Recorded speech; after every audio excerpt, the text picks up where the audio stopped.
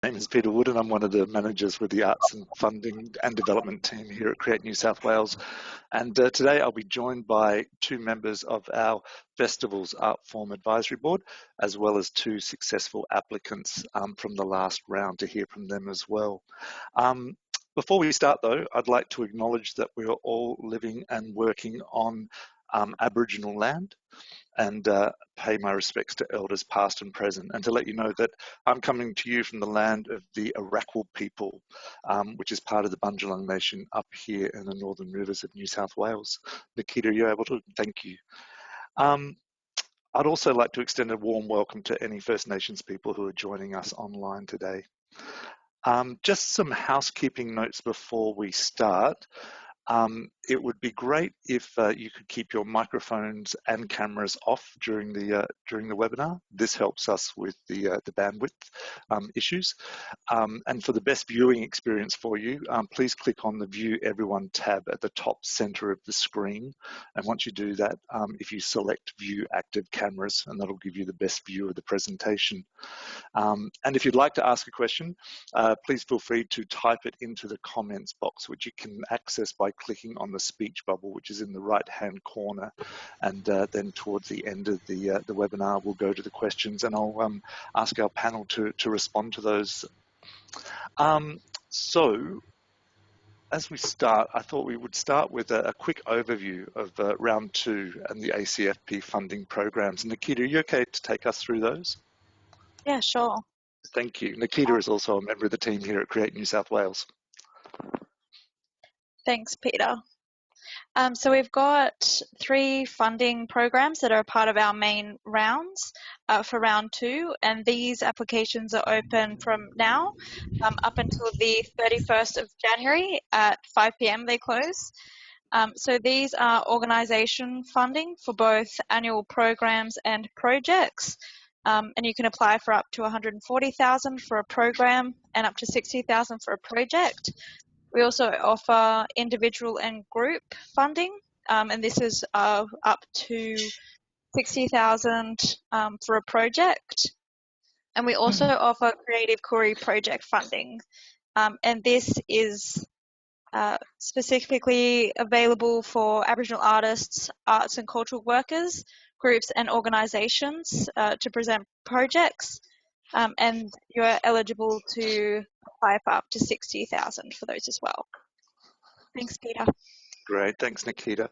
I should also mention too, of course, that this webinar will be recorded, and an edited version will be available on the Create New South Wales website afterwards. So if you could move to the next slide, please, Nikita. We thought we'd take a very quick look at some of the outcomes from the last round. In that round, there were a total of 198 applications that were successful. I should mention that the last round was one of our biggest rounds.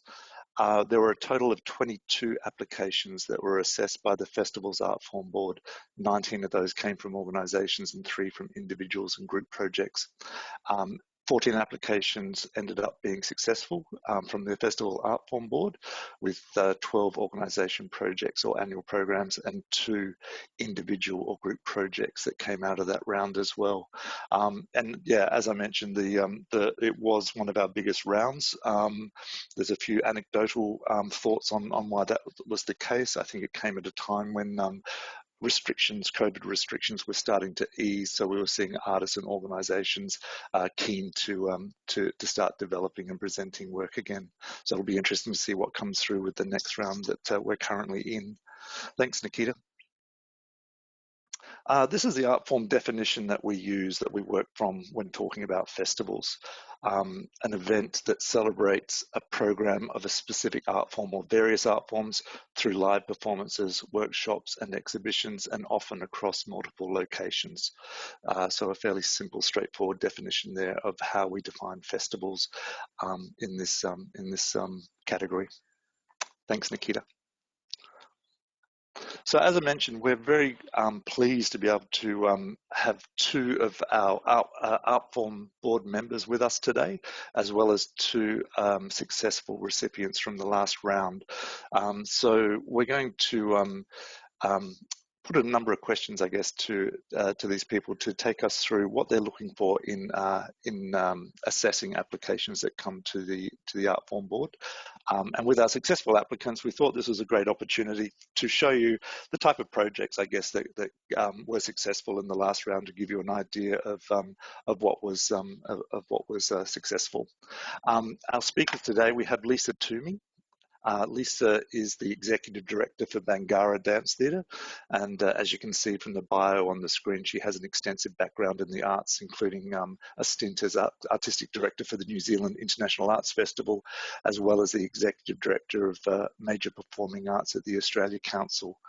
Another board member is Dan Potra, and Dan is an undergraduate production designer and has worked extensively in opera and theatre across Australia and internationally, and is the recipient of 3 Helpman Awards for his scenic design work. And in terms of our previous successful applicants, we have Lauren Van Katwyk with us today. And Lauren is the Executive Manager for Octopod, which is based in Newcastle, which presents the This Is Not Art or TINA Festival. And she's worked extensively in public galleries across Australia and also in the UK. And also joining us is Andrew Gray. And Andrew is the Executive Director for Southeast Arts, which is part of the Regional Arts Network of New South Wales.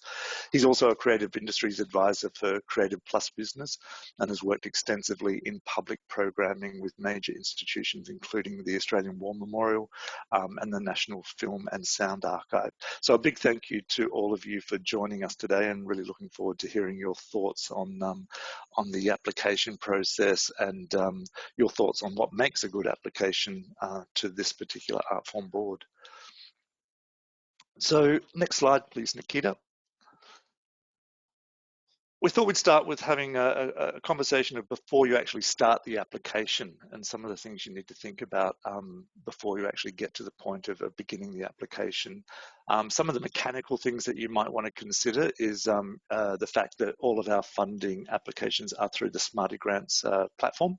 So if you're not familiar with the Smarty Grants platform, or if you don't have an account, it's a pretty simple process, and you can start an account process through the front page of our website in Create an Application, which you'll find at the bottom right-hand corner of our website. You can also download a PDF copy of the actual application form, and that's a good idea so that you can have a look to see what's coming up basically and what will be required in that process.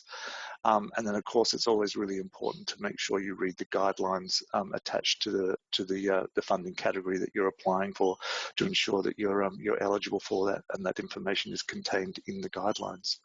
So I'm going to start off with a conversation with Lisa and Dan around this. And Lisa, I thought I might throw to you first and get some thoughts from you about what you think applicants should be thinking about before they even start that first step in the application process. Oh, thanks, Peter, and hello, everyone. Yes, I mean, many of you would be familiar with the Smarty Grants form. There are a lot of questions there, and I think before you even start, it'd be good just to have a good scan of the questions to understand what it is that you will have to respond to, so that there's not overly duplicative answers across a number of different forms. But I think for me, you know, in terms of starting your application, the very first point, I think, is the clarity of the idea, the clarity of what you're trying to achieve in terms of the festival or the project, and being very clear on that point before you start.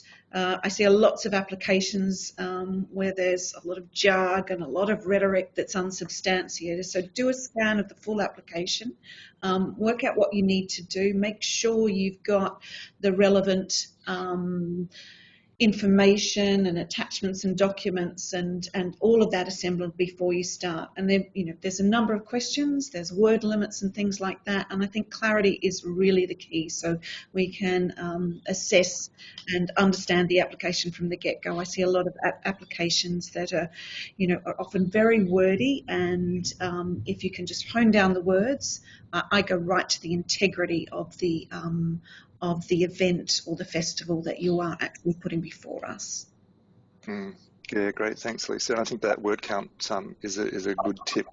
Often people struggle to adhere, I guess, to that, and there's a very good reason why there is, word count restrictions. So it's really worthwhile, kind of, having a think about how you're going to best present, an explanation of the project in the word count that you have. Dan, did you want to add anything to that process about thinking about, the first step before actually starting the application? Oh, you're on mute, Dan.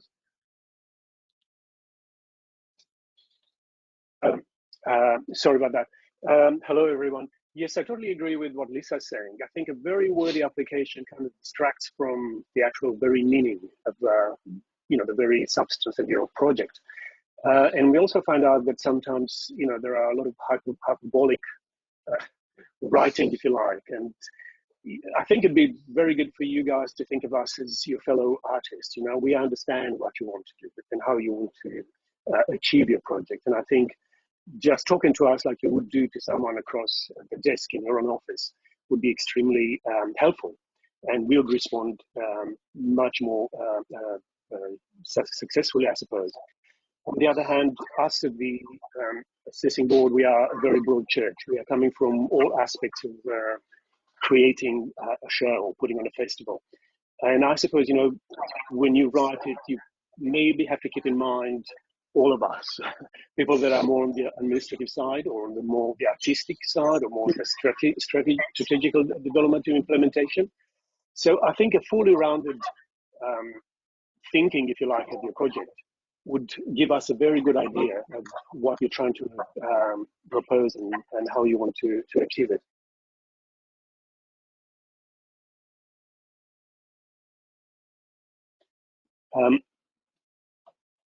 Sorry, Dan, I was having trouble with can you hear me? Yes, I can. I was just having All right, trouble. Okay. That's better. In addition to that, I would suggest, your first litmus test to be, are you really excited about the project? Do you really, if you share it with a colleague, with a friend, what is their response? What is hold the mirror to your project and try to see from the other side if what you're trying to propose and have funding for, it's really raising the expected excitement and curiosity. Yeah, great. Thanks, Dan. I think that's great advice. I think it's always a great step to put your idea in front of someone else, and when you also get to that point when you're writing your succinct description of the project, to actually run that past someone who has no connection with the project at all, if you can find them, to make sure that it's reading for sense and they're understanding all aspects of it. I guess some of the other things just to make sure you're considering as well are things like, you're going to have to talk about project partners that are involved in your application. Obviously, having a think about how much it's going to cost. We will talk about that a little later in terms of the viability, and also consultation with stakeholders. And I think, as Dan and Lisa touched on, making sure that you can show that there is a need for the project and support for the project as well. So all those things are really good to have in mind before you start that application process. We might pop to the next slide, Nikita. We're going to have a chat about the assessment criteria. And this is a really important part of the application because this is where you're going to be describing and addressing the criteria that the Artform Board will be assessing against. And there are three key areas of criteria that you're going to need to address, and they'll be asking our assessment panel members to talk about what they're looking for in these assessment criteria areas. So the three areas that you're going to have to address your application, and just a reminder, if there's people who've got their mics on, if you wouldn't mind turning them off, that'd be great. What did you say to turn off? Mics. Yeah, if you could turn your mic off, that'd be fantastic. Thank you so much. So yeah, sorry, the three criteria areas that you're going to have to address are in the area of merit, impact and viability. And so in merit, this is about the vision or the objectives of your project. including key personnel that are involved in it. Then there's impact, and this is what the overall impact or outcomes of the proposed activity will be. And I should mention, you can also select from 3 areas of impact. You can talk about audience impact, you can also talk about art form impact, or you can also talk about operational impact of your organisation. So we might try and tease some of that out as well. And also viability. So this is primarily about the financial considerations of the project, and importantly, making sure you have a realistic and achievable budget that's included in the application. So I'm going to go to our Artform board members again here, because as I said, these are the 3 areas that they assess against, and each of those get a score. So again, Lisa, I might start with you and perhaps get your thoughts on what you're looking for when you're looking at merit in applications that come to you. Sure, thanks, Peter. When I'm looking at merit for a festival or any event, it's really about the point of difference for that festival, its connection to the community and its likely audience where it would be held, and the festival's place in, you know, an evolving arts landscape, whether that festival has been chugging along the same way for many, many years, whether it's got a, you know, view to the future and evolving. You know, we've touched on the fact that, you know, write with clarity. Often I see in the sort of objectives of a festival a lot of jargon and rhetoric which is unsubstantiated. So when you're saying you're going to do something and it's going to achieve this, you know, think about how you can demonstrate that within your application. Of course, in the merit, we're also looking at the calibre of the artists involved, or the writers, if it's a writers' festival, or visual artists, and the expertise in the team that you're pulling together to deliver the project. And if it's a festival that's been going for a number of years, or 1 or 2 years, a history of achievements and what you've already achieved with the audience that you're speaking to. So combination of all of those, and you know, above all, clearly articulated. Great, thanks, Lisa. Dan, did you want to add to the merit section there about what you're looking for a strong application? Indeed, yes. I think exploring and trying to make us understand the context into which the festival is taking place. If you like, the larger environment where the festival will take place, and as well, what kind of inedit or novel, or if you like, relevant to the year's challenges the project will address. I think it's important relevance for us to see how much it actually brings to the specific community or part of the society, so that it has a certain kind of a dialogue that works both ways. And I think, you know, the idea of doubling up with other festivals or other events is always a problem. So one should be quite careful of what you bring is totally inedit and original, and actually addresses a particular aspect of, like I said, a certain community or different communities, or how it brings the communities together. Yeah, great. Thanks, Dan. I think, yeah, that point of making sure that you're, I guess, ensuring that you're transmitting the unique aspect of this project or the application, that gives the assessors an opportunity to see how that stands out. Great, so we'll move on to impact, and as I said, there are 3 areas that you can use to address, and they're audience impact, art form impact, or operational impact. Dan, I might go to you this time and just pick your brain a bit about audience impact, and what does this look like? Like how do you kind of, you know, assess audience impact? To me, this is a very important aspect of the application, because we are creating all these projects for the audiences, and just basically, you know, having a great show with no kind of resonance into the wider audience, it's a wasted effort. I think the implication, if you like, at every kind of level of this, of the audiences and becoming stakeholders in the show is quite important. The more it's anchored into the community, the more the various departments or sectors of the community are taking part into it, the more successful it will be. I could give you perhaps a little example.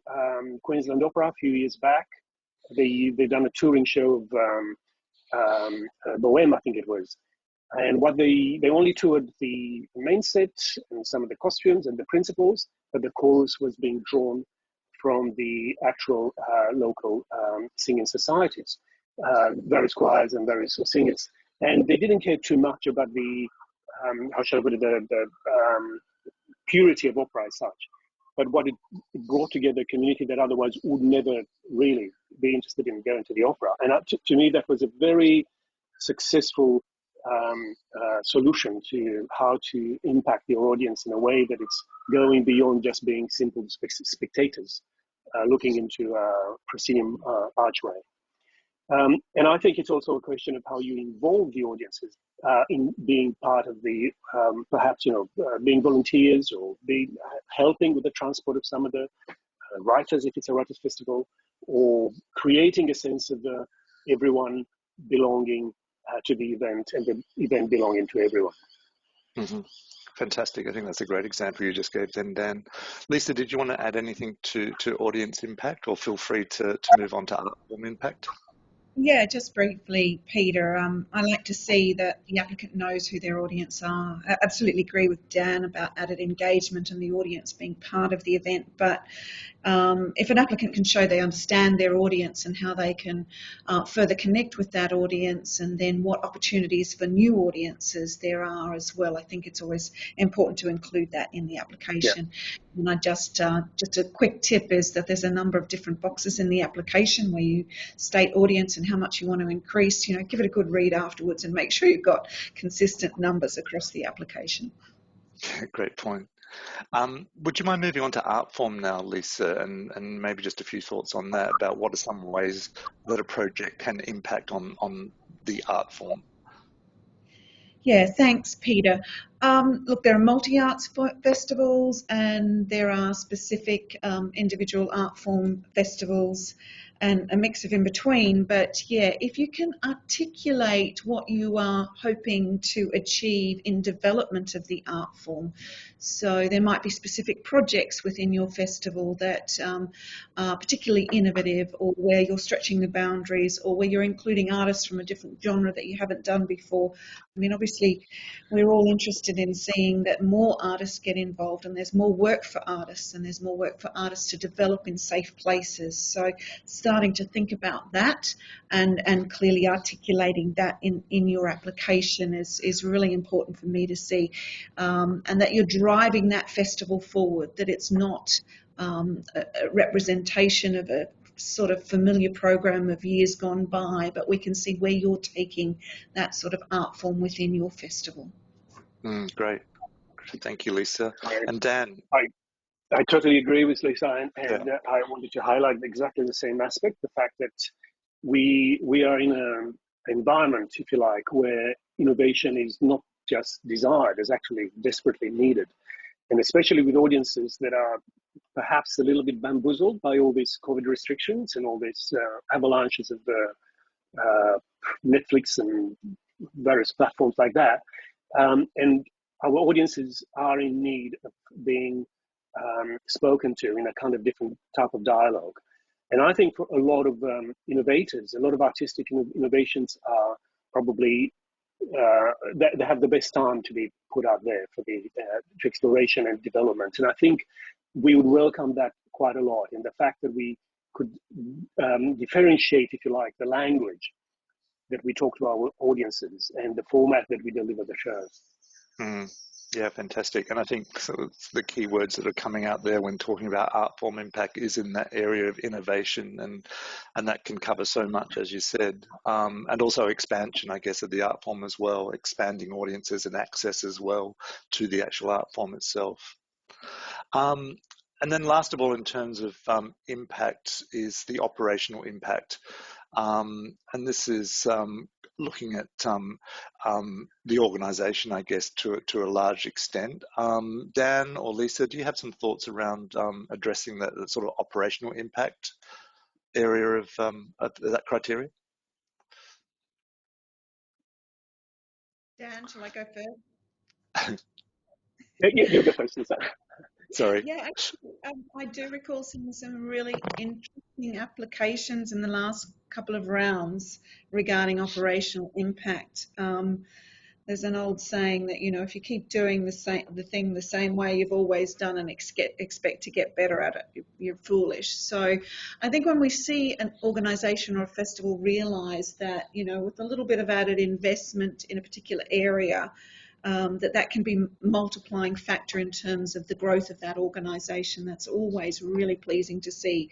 So in terms of, you know, a festival growing often starts very small and finds operationally they're growing at such a speed to take the time out and say, well, actually, we need to overhaul this. We need to overhaul the systems here or our marketing here so we can reach new audiences. So yes, it's all about the art and it's all about the audience and developing new works, but you need operationally a solid, stable basis to be able to do all that. So if it's some investment somewhere where it's going to deliver some cost savings or what I would say impact with enduring benefit on the organisation, where you may need to hire someone for a particular period of time to do an overhaul of your finance or collaborate with somebody else to bring a shared resource. Yeah, that capacity building of an organisation, that skills building within the operational areas is really important for the success of the festival. Yeah, fantastic. Great advice. Thanks, Lisa. Dan, I don't know if there's anything you want to add to that? Yes, I totally agree with what Lisa was saying earlier. I think sharing of resources and infrastructure is essential, you know, in a world of ever diminishing budgets. I also suggest, you know, that perhaps there are different ways of rethinking, for instance, online rebroadcasting of shows. I mean, we had a very interesting discussion during the last year's assessment about how impactful just putting things online are, you know, and we discovered that sometimes they're just tokenistic kind of gestures. We're rethinking that into a way that is much more ingenious and far more far-reaching than it's been so far. That would obviously be extremely much appreciated. Yeah, great. And I think, yeah, obviously this is an opportunity. If you're selecting operational impact in that criteria, then this is an opportunity for you to start thinking about how that does affect the organisation and it operates, and how improving or augmenting or developing aspects of the organisation will help increase its reach and its audience participation or its audience attendance. So yeah, great. Thank you so much for that. That's really helpful. I might go to the next slide, please, Nikita. So in the application, there's also an opportunity to select priority areas that your project may be working with. And these are the priority areas that Create New South Wales has, which are New South Wales Aboriginal people, people from culturally and linguistically diverse backgrounds, people with a disability or who are deaf, young people, people living and or working in regional New South Wales, and people living and working in Western Sydney. So they're priority areas that we have at Create New South Wales. I should make it clear that it's not compulsory for your project to engage with a project with a priority area, but if it does, these are looked at by the assessment board as well. So just a general sort of look at, we won't go through each of them, but Lisa, I was wondering if you had any thoughts about when people do select a priority area, any advice you have for how they talk about that? Yeah, thanks, Peter, and thanks for pointing out that it's not compulsory, because I think to select a priority area or all of them, I think more often than not people think, well, I better tick all the boxes on the priority areas and that will make my application look stronger, but there's nothing worse than seeing a disingenuous, you know, application that says I'm going to do all these things and there's no substantiation, or someone who ticks all the boxes and says, you know, our organisation is open to working with everybody. If you're going to nominate a priority area, you should have a plan, a strategy to engage with that area. Just saying that, well, young people will come is not really enough in my view. You need to say, well, how are we going to engage with the young people? What do we want to deliver to those young people? What's the likely outcome? What are our goals in that area? If you tick the box with New South Wales Aboriginal people, we expect to see some demonstrative evidence of you working with Aboriginal organisations or Aboriginal communities and having letters of support from those communities. There's nothing worse than not having the adequate letters of support with an application where you could be working with a particular organisation, but there's no evidence. So I would just stress with all of this, think of the ways that you can actually engage with these priority areas if that's something that's relative to your project, if it's something that's relative to your organisation's goals and mission, and then a strategy behind that, who you would work with to support that. If you're working with people with disability, we'd expect you to be engaging with disability associations to help you do that. Fantastic. Thanks, Lisa. Dan, did you want to add to that at all? Yes, indeed. I think the tokenism is probably doing, not a good deal of credit to an application, because we can see right through if some of those particular priority groups are being represented and invested in the project quite early on. I mean, we had some cases where it was quite obvious that some applicants thought that just by ticking in the box would get that extra credit. So I think, like Lisa was saying, it's just important to highlight honestly the exact advantage that a particular group is getting out of being involved in this project. Fantastic. Thanks, Dan. Yeah, and I think the key words there are box ticking. And I think there's, as you said, a tendency for people to feel that they need to tick these boxes. But as we've said, it's not compulsory, but we obviously encourage, priority areas to be addressed. And if you do, then yeah, it needs to be meaningful, and there needs to be some evidence that you are engaging meaningfully with these priority areas. Thank you both so much for that. That's fantastic.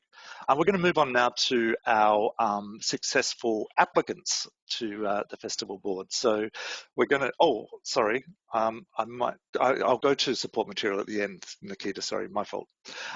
So yeah, our successful applicants. So what I might do, Andrew and Lauren, I'll get you each to speak to your project that actually was successful and let us all know about it and a few details about it. And then I will put a few questions to you about the process that you went through in putting your application together, and what we're kind of going to be looking for are some tips and advice about how you approach that application, areas of difficulty that you found with it, those sorts of things. But we'll first just hear about your projects that were supported in the last round. And I might start with you, Andrew. Would you mind giving us a bit of a background on the project that was supported? Thanks. Yeah, it was Headland Writers Festival, and we did that event for the first time in May last year. And so then our application was to support the festival again this year. It was like a lot of writers' festivals that happen, all around Australia and the world. A key part of it was writers in conversation, talking about their books. It was spread over a number of days, a range of sessions, but we also included writing workshops and worked in industry forums, panel discussions, and also a live music component, but it was music with a sort of a literary bent. And it happened at Tathra in partnership with a business there, the Tathra Hotel, and the other key business partner was a local bookshop, independent bookseller, Candelo Books. Great, thanks, Andrew. And Lauren, can I throw to you and hear a bit about the project that was supported? Oh, thank you. Okay, so the project that was supported in Octopod's case was a festival called This Is Not Art, or TINA. TINA's been running for about 25 years in Newcastle. Actually, next year will be the 25th anniversary of the festival and the organisation in Newcastle, which is exciting. Aligned with that 25th anniversary, Octopod has gone through a huge amount of change, as I'm sure a lot of arts organisations could probably also attest to. The last couple of years we've gone through a human-centred redesign. We've really redeveloped the way that the organisation works, and as part of that redevelopment, the Tina Festival landed quite appropriately as the centrepiece of a range of offerings that we put out there for Newcastle and the Greater Hunter region. 2022 is a big year for the festival, and so the application that we put to Create New South Wales explained all of the changes that we had accumulated, all of the ideas that we'd accumulated over the last couple of years of restructuring, and 2022 is the year that we're going to launch all of those things. One of the biggest things is that we're going to change from being a 3-day festival. It used to be held on October long weekend, and it's now going to be a month-long festival across the month of October. We're going to maintain the national call out for contributions, and we are going to have a form of checks and balances to make sure that the submissions that come to this festival adhere to our definitions of emerging and experimental. But we've also made some simplifications to the festival structure that will hopefully make it easier for people to understand. And we've embarked on 2 really big collaborations in 2022. So the first one is a rebrand of the organisation. Just, you know, it's time for a refresh and time to put our organisation forward with a fresh new suit on. And then the second collaboration is an ongoing collaboration that's going to happen for the entirety of 2022. We're working with a local Aboriginal-owned business called Speaking in Colour, and they're going to help us mediate conversations with important members of the community to develop some post-school opportunities for Aboriginal emerging and experimental artists. So our sort of hope is that 2022 will help us launch into this new festival with a really strong baseline of engagement and support for Aboriginal artists in the Hunter region. Fantastic. Thanks, Lauren. So I might just talk with both of you about your approach to the application. Lauren, I might go back to you first. I'm not sure if you recall, but in terms of the criteria you addressed with impact, was it in the operational area? And sorry, I don't put you on the spot. That's okay. But I was thinking that actually as Lisa and Dan were talking earlier, I was like, surely I must have put operational down. Yeah, because it sounded like that's definitely something that, you know, given the expansive sort of, you know, way that you're addressing the festival and the changes and the re-engagement with other people, other groups, it sounds very much like an operational area. I can see that you chose Artform. Was there a second one too, isn't it? No, it was just one. So we chose Artform, actually. Okay, that's fine. Well, that's interesting because I think, you know, you could have also chosen operational in there as well. I think I wanted to ask a general question and maybe start with you, Andrew, just in terms of how you go about approaching it. I know you've done a lot of applications in your career and how you approach, I guess, you know, one of the first things you start thinking about when you're putting an application together. You know, time frame's always key, but one of the things for me that's important is you can't do a funding application on your own. At the end of the day, you need, at the very least, you need letters of support. And you also ideally have some other people to help you do it. So, and potentially, as was mentioned earlier, you know, key partners you're working with. So one of the first things I do is make sure that I've connected with all of those people so that because a lot of those things are things beyond your control, and letters of support are the things that, you know, drive us crazy. You know, give people early warning. Give them an idea of you know, what you're looking for support from them on, and then don't be afraid to be the most annoying person in the lead up to it to remind them, you know, that you're looking forward to receiving a letter of support, because that's one area, you know, as we get towards the deadline, and, you know, the lovely deadline of midnight's always good for those last minute, you know, red wine applications. So, you know, just the sort of the time that's required, and look at what else you've got on. because you've got to try and fit this funding application in, usually amongst a whole bunch of other things that you're doing. So it's a little bit of kind of scheduling, and I actually go in and block out in my calendar big chunks of time. I don't always stick to it, but at least it's there to remind me that, you know, I'm supposed to be spending 5 hours today on getting, you know, this part done of the funding application. Yeah, great. Thanks, Andrew. And Lauren, were there particular pressure points for you within the application process that you could remember, or was it too painful to talk about? Oh, I wouldn't say painful. I really just wanted to say, I suppose, one of the things that I found really beneficial for me and my mental health throughout a grant application process, and it's something that is an integral component of working for a not-for-profit organisation. I try to approach it from a position of gratitude. Like, I am just so grateful to Create New South Wales for any funding that can be provided to us. And I genuinely mean that. Like, I really recognise that it is a challenging environment for, you know, funding applications, and that there's quite a bit of competitiveness there. So I think when we are successful for a grant, then the gratitude comes forward. And when we're unsuccessful for a grant, I think that the mantra I try and teach myself is just to look at it like, you know, it's an evolution, not a revolution kind of thing. Like, I evolve, I change, I adjust, and every application helps me make a better and stronger application the next time. So I suppose, yeah, is that helpful at all? Yeah, that's absolutely helpful. And I totally agree. Like, in my previous life working in the sector, there was always a learning from every application that you do, successful or not. And I think that's really important, that you kind of keep that mindset when you're assessing the next application that you're about to put together. Thank you. Andrew, I was just wondering if there's any kind of tips or advice that you might have in that area of budget.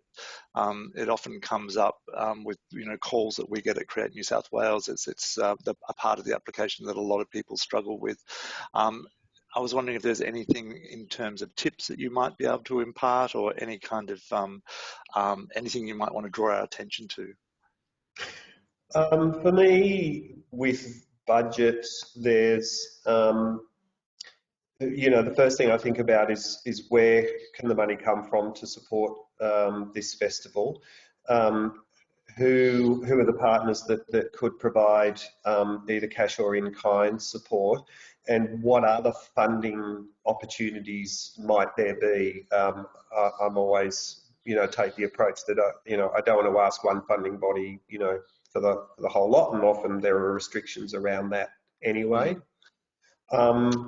And then there's always the tricky area if you're working on anticipated income, ticket sales, box office, sponsorship. So trying to you know, be as accurate as you can, but a little bit conservative. And of course, that whole area has been fraught for the last couple of years. So that's kind of on the income side of it. And maybe just to note, in support letters, you know, if I am anticipating that someone's going to support in any way, in kind or cash, that's noted in their support letter as well, because that's further evidence. And then on the expenditure side, you know, try and sort of just work through everything that you can possibly think of. That's going to be an expense, and be as accurate as you can. When we did our first Headland Writers Festival, you know, we hadn't done one before, and I thought, well, you know, what do you pay a writer to, you know, give a talk or an interview or a panel discussion? So what are the industry standards? What's out there? You know, we were able to find that there was a Australian Authors Association, which provided a very good guide for that. And in fact, it turned out that we, you know, the writers that we got were very impressed with what they were paid because we followed the industry standards. Oh, geez, that's much better than the Writers Festival. So, you know, again, you're working on sort of those payments for industry standards, but it's also about what, you know, the sort of market can bear. And also don't, you know, if you're putting on a festival in a really cool location, there are other ways you could look after artists or or people, you know, to give them a fantastic time beyond just what you might pay them. Great. And yeah, so just kind of consider what all those sort of range of expenses could be, and just sort of be as accurate as you can with those. Yeah, I think that's great advice, and I think Dan and Lisa would agree that's something that the assessment panel do look at in terms of, you know, fees that are being paid and making sure they're at industry standard levels at least. Lauren, was there anything in particular with the budgets that you might want to impart to people watching today? Oh, well, I suppose all I can do is sort of give the genuine experience that I'd had putting this application together. And it may not suit all people, I recognise that, but actually the budget was probably the thing that I spent 75% of my time in when I was putting our application together. And I feel like that just worked well for the way that I visualised our project and how I kept track of whether or not I'd included or not included certain things. So I sort of felt like I built my budget in just a plain old Excel spreadsheet in the template that we would use for our organisation. And as I built that budget, my vision and my idea of how our project was going to actually look in real life sort of started to become clearer. It was sort of like a macro view where I was like, oh, well, I'll drop, I don't know, and I can't remember the figures that I put down, but, you know, 5K for this, 5K for artist fees, and I probably need some venue hire in there, so I'll put 1,300, whatever it was. And then as I continued to hone my program, I would go back and I would, oh, okay, you know, venue hire is actually going to cost me $1,600, you know, or 5% of tickets, or whatever it is, you know. So I sort of to and fro back and forth between the budget and the program, building specifics and detail as I went along. I'd probably give maybe 20% of my time over the course of the application. 20% of my time was given to the written responses that make up the majority of this application process. And I feel like I could really put that down to the fact that when I came to write them, I wasn't kind of making things up on the spot. Like, I was genuinely answering those questions authentically, and I could just go, yeah, this is what they want to know in this section. Yeah. Great. Great advice, thank you. And I'll reiterate this at the end of the webinar, but for any questions that applicants do have, or issues or questions that they're struggling with, there's always the opportunity to call Create New South Wales or email for some advice on that. I guess I wanted to maybe bring everyone into this last topic that I just wanted to touch on, which was support material. And I know, Andrew, you had mentioned that as well in your application process, of making sure that you'd allowed yourself enough time to do that, and to make sure that you know, the letters were actually containing relevant information to the project. I suppose maybe going back to Dan and Lisa for a moment, just talking about what you're looking for in support material. I mean, obviously there is the letters of support and there's previous work, those sorts of things. Is there anything that stands out to you as support material that works well, or something that you respond positively to or well to? Maybe Dan. Yeah, absolutely. I think support material is crucial. Once, because it gives us a wider framework to work with. We understand more where your project is coming from and what you want to achieve. As obviously, as a production designer, visuals for me are very important. And in the past, when I applied on behalf of other organizations as well for funding, I've been supplying a lot of visuals and a lot of original sketches and anything that could help to promote the idea. In this case, you know, there is no, how shall I put it, on the application form, there is no way you can put that, but that doesn't mean you can't have internet hosting platforms where you can direct us to view maybe a further development of your project, maybe something that you've done in the past and you want to highlight a particular aspect of it. So in other words, the more supporting visual material you can give us, the more we'll respond to it. And I think, you know, that also means, you know, that we can understand who the artists are that you are working with, how relevant they are, but also how much in need of an exposure they need to be. Fantastic, thanks, Dan. Lisa, did you want to add to this discussion around support material? Yeah, thanks, Peter. And Dan, I'm glad you mentioned support letters from the artists. I find that invaluable. I mean, firstly, it's evidence that you're talking to the artists, because, you know, I could put together the most fabulous festival program, but is it just a dream or is it a reality? But secondly, with the artists, if you're talking about art form development or artist development, to hear from the artists why the festival or this work or whatever it is that you're engaging with and how you're going about it is really important. That's invaluable. The more information that you can give us, love the idea of getting some visuals or some representation of works of the past to understand the uniqueness of the festival, but the more you can give us of evidence of the festival or the project, the better. And just be careful. I know that people are putting together multiple applications, but there's nothing worse than sloppiness when you see a support letter that's for a different funding body in your application or for something that was in the past. Yeah, and avoid that. That'd be great. Yeah, great advice. Thanks, Lisa. Lauren, can I ask you, in terms of your approach to collating the support material for this application that you put in, what was your process? I suppose I looked at the support material elements of the application as, you know, providing evidence, like a pinky swear that we're doing this thing with this other person. So when it came to pulling together letters of support and things like that, probably, you know, the vast majority of my conversations were calling up the already, you know, confirmed partners that we were working with, say a venue, or like I mentioned before, we're working with a local Aboriginal run organisation called Speaking in Colour.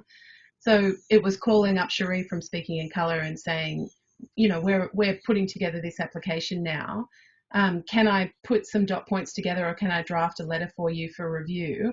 You have a look at it, make any changes that you want to see in that letter. But ultimately, I want that letter to reflect the agreement that we've already had, you know, in advance of these conversations. Like, I personally find it quite helpful to provide either a dot points or a drafted letter to the other partner that I'm working with. I just think it's a speedier way to get to the end result that we both want to get to. There were one or two circumstances though where, like, the letter of support felt like it was a last minute endeavour for me, and it always leaves me with a sense of stress. And so that probably would be one thing that I would, you know, one bit of advice that I would give to another applicant would be, if you're feeling like you're just dropping this on someone, if you've never spoken to them before, and the first conversation that you're having with somebody is, hey, can I get a letter of support? If it's at all possible to have any other conversations before that point, you've probably got a better chance of your letter of support being, you know, authentic for the assessment panel to review. Yeah, absolutely. I totally agree. I think that's great advice. And I think it is about establishing that relationship and making sure that there is that kind of, you know, understanding of the project before a letter of support is sought or written. Even if you do, and I agree, I think it's fine if you're providing dot points for them to work to, that's absolutely fine. But as long as there's a clear understanding of the project. Fantastic. We're going to move to questions in a moment, but just before we do, I thought I might just go to everyone with just one key point. And I don't mean to put you on the spot, but one key point about what you think makes a good application, or one key point about what to consider carefully before starting an application. If you had to, you know, be restricted to just one key point, which is what I'm doing to you right now, what would it be? And I might start with you, Andrew. Look, my key point is actually an addition to that discussion about support material. Any application by its nature is limited in what you can, you know, put in the sections. You know, there's always word limits, and it can be a challenge sometimes to sort of fit everything you want to say in. So always consider that your additional material that you provide is a further opportunity for you to, you know, make key points that maybe you haven't been able to include in detail in the application. That could be within a support letter, but it could also be in the additional material that you provide. So kind of look at the application sort of holistically and think about those sort of key areas and points that you want to highlight, and then consider, you know, how you might use the whole application to include some aspect of those. Brilliant, great advice. Lisa.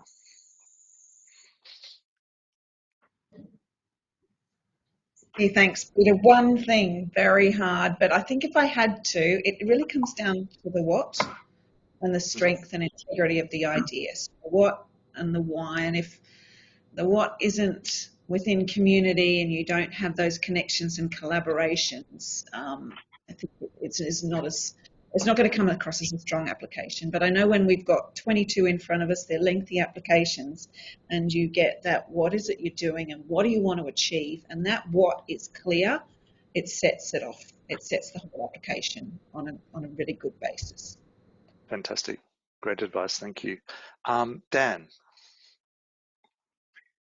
Yes, I would go to the very core of what the whole thing is about, which is the strengths of the idea and how powerful that idea and how much it stands out by its own right. And to some extent also to see what the funding will do to that idea. Will that idea trump the lack of funding?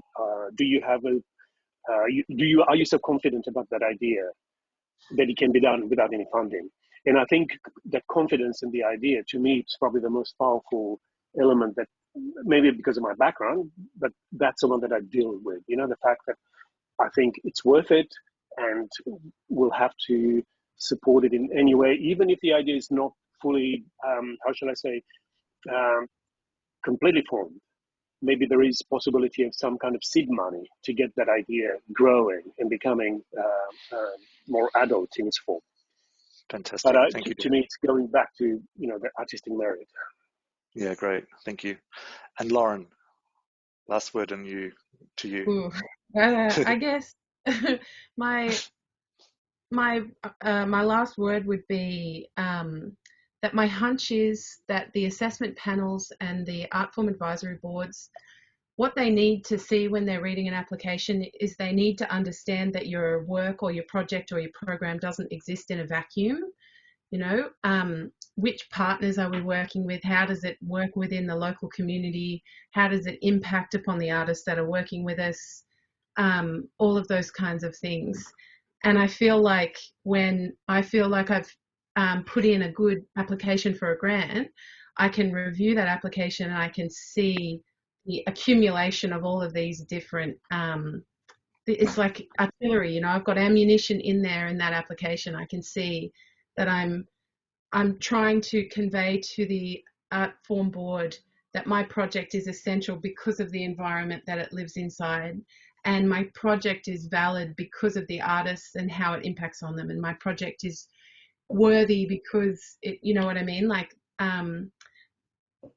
I would pass on to another grant applicant the idea that try not to look at your project or your program in and of itself in a vacuum and how important it is, but try and build those connections back to community and artists and, you know, paying people for work and things like that. That sort of stuff for me is it's reinforcement as to why our projects are worthy.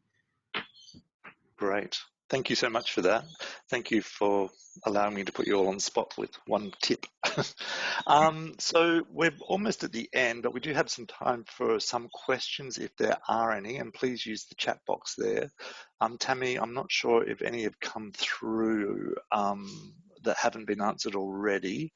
I do know that in the registration period, there were a couple of questions that were posed in that process. So I'm happy to put those if we don't have any in the chat box at the moment.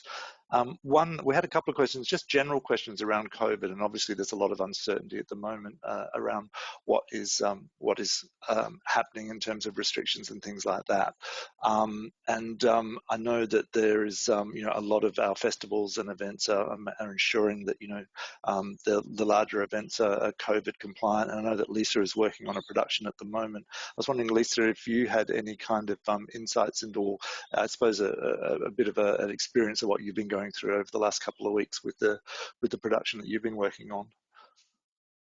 Yeah, thanks, Peter. I wish I had the crystal ball to see when this is going to pass, what the real rule book is about COVID, but I just know that all of us organising festivals or projects at the moment, and what the responsibility, it's such a huge responsibility to ensure that we are firstly keeping our staff, artists and crew and everyone safe, and then making the right decisions for the organisation.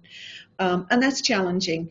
Very quickly, COVID knows when to rear its ugly head at the very worst times.